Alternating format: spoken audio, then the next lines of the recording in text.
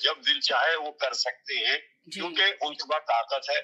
اس میں کوئی شک نہیں، ان کے پاس جدید ترین ہتھیار ہیں، اس میں بھی کوئی شک نہیں، لیکن اصل مسئلہ یہ ہے کہ کیا یہ سب کرنے سے ان کی یہ 25% مقبولیت بھی ختم تو نہیں ہو جائے گی؟ بات آپ نے بڑی گہری کی ہے اسے 25% جو مقبولیت باقی رہ گئی اس کو بچانے کے لیے ٹرمپ صاحب کو کیا کرنا ہوگا؟ کیا حملہ کرنا ہوگا یا کچھ اور دوسرا لائے عمل لائیں گے؟ ان کے سامنے جو اس وقت بیٹھا ہوا ہے ایران، وہ تو اپنے تمام تر جسے کہنا چاہیے نا کہ جہاز جلا کے بیٹھا ہوا جی، انہوں نے تو کہہ دیا کہ اگر ہماری بقا ہے تو ہم اپنی بقا کے لیے سب کچھ کر سکتے ہیں۔ ان کی زندگی اور موت کا مسئلہ ہے ایران کی حکومت کا، ایران کے عوام کا، اور وہ ان کی کوشش یہ ہے کہ وہ اپنی جو 4,000 سال پرانا تاریخ ہے اس کے اپنی کامیابی کے لیے وہ سب کچھ کرنے کے لیے تیار ہے، اس میں کوئی دو رائے نہیں۔ تو جو آدمی اس امید پہ، اس ارادے پہ بیٹھا ہو کہ نہ جیئیں گے نہ جینے دیں گے، تو ٹرمپ صاحب کو اندازہ ہو چکا ہے، انہوں نے 40 دن کی جنگ میں انہوں نے دیکھ لیا کہ کس طریقے سے ایران کے عوام نے ان کو صرف ڈرونز اور میزائلوں کے ذریعے اس حد تک کر دیا کہ امریکہ کا وہ جدید ترین طیارہ آج کانگریس نے تسلیم کر لیا کہ ان کے 42 طیارے اس میں ایران ایک سیکنڈ کے لیے بھائی پلیز نیٹ کریں جی۔ تو اس میں جبکہ ان کا جو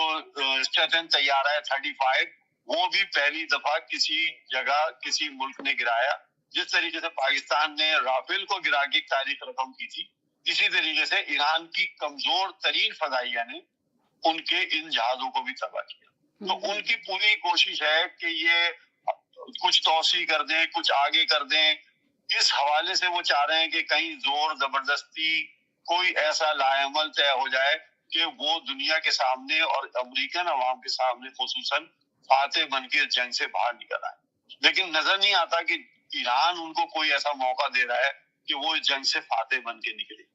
وہ اپنی انہی شرائط پہ ابھی بھی اٹل ہے جن شرائطوں پہ وہ پہلے دن، جیسے میں نے کل بھی آپ سے کہا تھا کہ وہ انہی پوزیشن پہ کھڑا ہوا، ایران اسی پوزیشن پہ جس پوزیشن سے وہ پہلے دن تھا،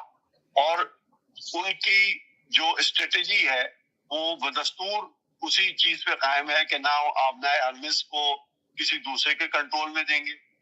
نہ ہم اپنا یورینیم کسی دوسرے ملک کو دیں گے۔ تو اس حوالے سے جو ان کے بنیادی چیزیں ہیں تو ان پہ وہ اصولی طور پہ ابھی بھی کھڑے ہوئے ہیں،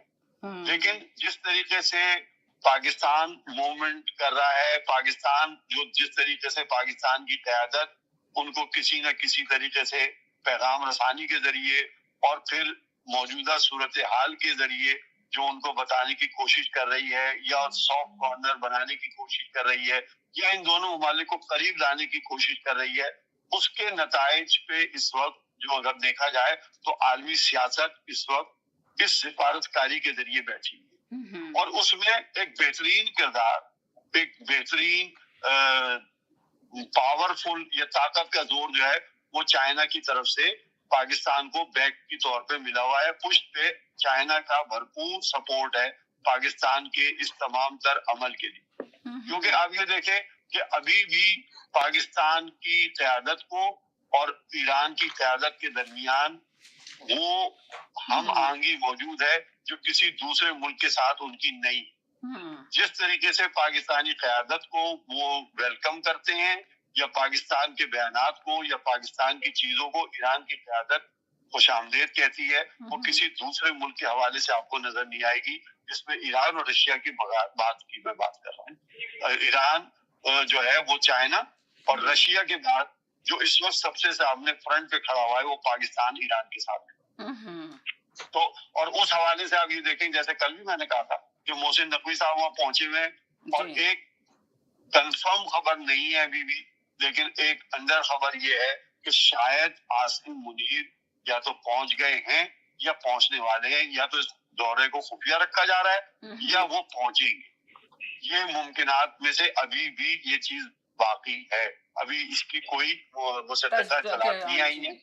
ہاں، تو اس لیے میں اتنا اس کو 100% لیکن نہیں کہوں گا، لیکن ہاں یہ ہے کہ یا تو یہ دورہ خفیہ ہو رہا ہے یا یہ آنے والے گھنٹوں میں یا دنوں میں، آنے والے دنوں میں ہو سکتا ہے، اور کیونکہ سامنے حج ہے اور حج کے بعد عید ہے, تو میرے خیال سے یہ تھوڑا سا ڈیلے ہو رہا ہے, لیکن